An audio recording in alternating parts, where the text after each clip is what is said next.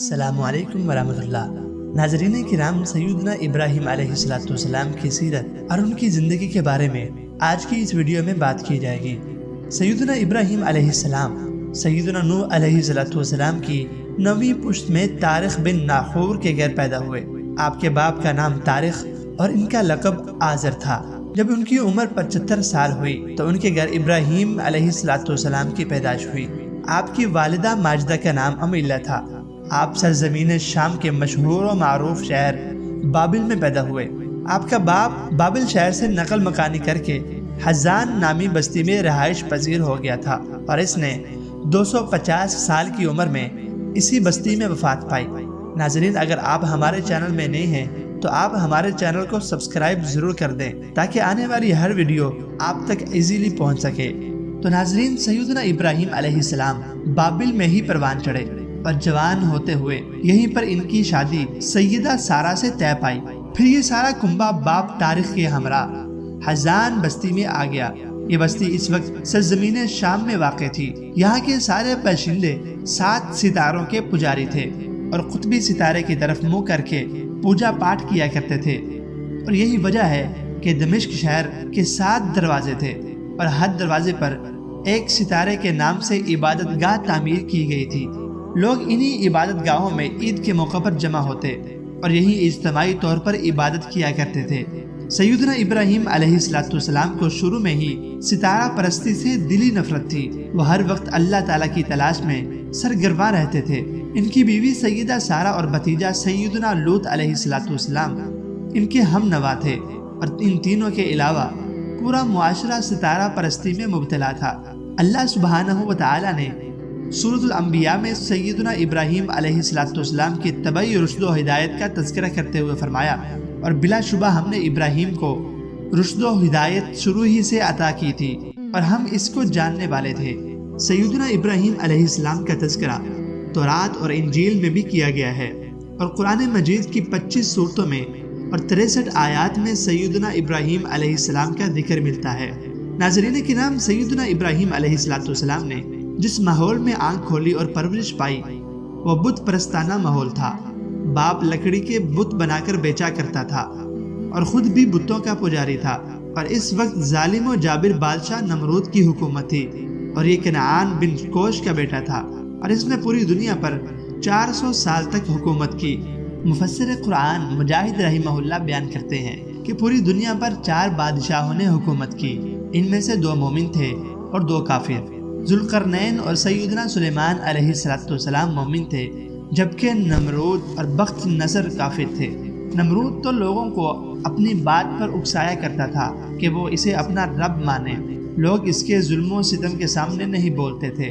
پوری قوم میں صرف سیدنا ابراہیم علیہ السلام ایسے تھے جنہوں نے نمرود کے ساتھ اس کے دربار میں جرأت مندانہ انداز میں بات کی، اور نمرود آپ کے دلائل کا سامنا نہ کر سکا۔ سیدنا ابراہیم علیہ السلام نے توحید کے پرچار کا آغاز سب سے پہلے اپنے گھر سے کیا۔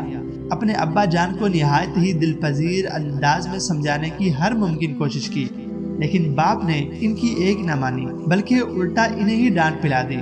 سورۃ المریم میں اللہ تعالیٰ نے اس واقعے کو کچھ اس طرح بیان کیا ہے، اور اس کتاب میں سیدنا ابراہیم علیہ السلام کا قصہ بیان کیجئے۔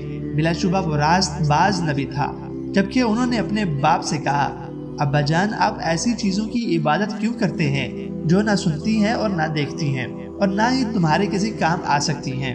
ابا جان، میرے پاس ایسا علم ہے جو آپ کے پاس نہیں آیا، لہٰذا آپ میرے پیچھے چلیے، میں آپ کو صراط مستقیم بتاؤں گا۔ ابا جان، شیطان کی عبادت نہ کیجیے، وہ تو اللہ کا نافرمان ہے۔ ابا جان، مجھے خطرہ ہے کہ اللہ تعالیٰ سے آپ کو سزا ملے گی اور آپ شیطان کے ساتھی بن جائیں گے۔ باپ نے کہا، ابراہیم، کیا تو میرے معبودوں کو نہیں مانتا؟ اگر تو باز نہ آیا تو میں تجھے رجم کر دوں گا اور تو ہمیشہ کے لیے دور چلا جا۔ ابراہیم علیہ السلام نے کہا، ابا جان، تم پر سلام ہو، میں اپنے رب سے آپ کے لیے بخشش مانگوں گا۔ بلا شبہ میرا رب مجھ پر مہربان ہے، میں آپ کو چھوڑتا ہوں اور انہیں بھی جنہیں تم لوگ اللہ کے سوا پکارتے ہو۔ میں تو اپنے رب کو ہی پکاروں گا اور امید ہے کہ اسے پکار کر محروم نہیں رہوں گا۔ سیدنا ابراہیم علیہ السلام نے جب اپنے باپ کا رویہ دیکھا تو یہ بات واضح ہو گئی کہ وہ اللہ کی دشمنی پر ڈٹا ہوا ہے، تو انہوں نے بردباری کا مظاہرہ کرتے ہوئے اس سے برات کا اظہار کر دیا۔ سورۃ توبہ میں اللہ تعالیٰ نے کچھ اس انداز میں تذکرہ کیا ہے، اور ابراہیم نے اپنے باپ کے لیے بخشش کی دعا کی تھی تو صرف اس لیے کہ انہوں نے اپنے باپ سے اس بات کا وعدہ کیا ہوا تھا۔ پھر جب ان پر واضح ہو گیا کہ وہ اللہ کا دشمن ہے تو وہ اس سے بیزار ہو گئے۔ بلا شبہ ابراہیم نرم دل اور بردبار انسان تھے۔ ناظرین کرام، نبی پاک صلی اللہ علیہ وسلم نے فرمایا کہ ابراہیم اپنے باپ آزر کو قیامت کے دن اس حال میں ملیں گے کہ آزر کا چہرہ سیاہ اور غبار آلود ہوگا۔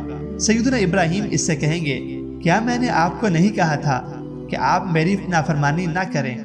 تو آپ کا باپ کہے گا کہ آج میں تیری نافرمانی نہیں کروں گا۔ ابراہیم علیہ السلام کہیں گے، اے میرے رب، تو نے مجھ سے وعدہ کیا تھا کہ تو مجھے قیامت کے دن رسوا نہیں کرے گا۔ میرے باپ کی رسوائی سے بڑھ کر میرے لیے اور کون سی رسوائی ہو سکتی ہے؟ تو اللہ تعالیٰ فرمائیں گے، میں نے جنت کو کافروں کے لیے حرام کر دیا ہے۔ پھر یہ کہا جائے گا کہ اے ابراہیم، اپنے پاؤں کے نیچے کی طرف دیکھو، تو وہ دیکھیں گے وہاں مٹی میں لت پت ایک بجو پڑا ہوا ہوگا۔ پھر اسے ٹانگوں سے پکڑا جائے گا اور جہنم میں پھینک دیا جائے گا۔ ناظرین، سیدنا ابراہیم علیہ السلام نے باپ سے مایوس ہو کر قوم کی اصلاح کی طرف توجہ کی۔ اسے سمجھانے کے لیے مختلف طریقے اختیار کیے۔ انہیں بہت سمجھایا کہ جن بتوں کی تم پوجا کرتے ہو وہ تمہارے نفع اور یا نقصان کے مالک نہیں ہیں، نہ ہی تمہاری سنتے ہیں، نہ خود بول سکتے ہیں۔ آخر تمہاری عقلوں کو کیا ہوا ہے؟ جن بتوں کو تم اپنے ہاتھوں سے بناتے ہو انہی کے آگے اپنے سر جھکانا شروع کر دیتے ہو۔ لیکن قوم کے دل و دماغ کو شرک کی بیماری نے مفلوج کر رکھا تھا۔ یہ نقطہ توحید انہیں سمجھ نہیں آ رہا تھا۔ تو سیدنا ابراہیم علیہ السلام نے انہیں سمجھانے کے لیے ایک انوکھی ترکیب سوچی کہ جب قوم میلے میں شرکت کے لیے شہر سے باہر میدان میں چلی گئی تو سیدنا ابراہیم علیہ السلام نے موقع غنیمت جانتے ہوئے کلہاڑا لیا اور بڑے بت خانے میں داخل ہو گئے کہ ان کے سامنے طرح طرح کے لذیذ کھانے پڑے ہوئے ہیں اور ساتھ ہی مختلف قسم کے مشروبات بھی رکھے ہوئے ہیں۔ آپ علیہ السلام نے بت خانے میں داخل ہوتے ہی بتوں کے اوپر ایک طائرانہ نظر ڈال کر تعریض کے طور پر فرمایا کہ تم کھاتے کیوں نہیں، تم پیتے کیوں نہیں؟ ناظرین، اس واقعے کا اگلا حصہ دیکھنے کے لیے اوپر آئی بٹن پر یا ڈسکرپشن میں موجود لنک پر کلک کر کے دیکھ سکتے ہیں۔ امید ہے آپ کو ویڈیو پسند آئی ہوگی۔ اگلی ویڈیو میں اس واقعے کا اگلا حصہ بیان کیا جائے گا۔ ملتے ہیں اگلی ویڈیو میں۔ اللہ حافظ۔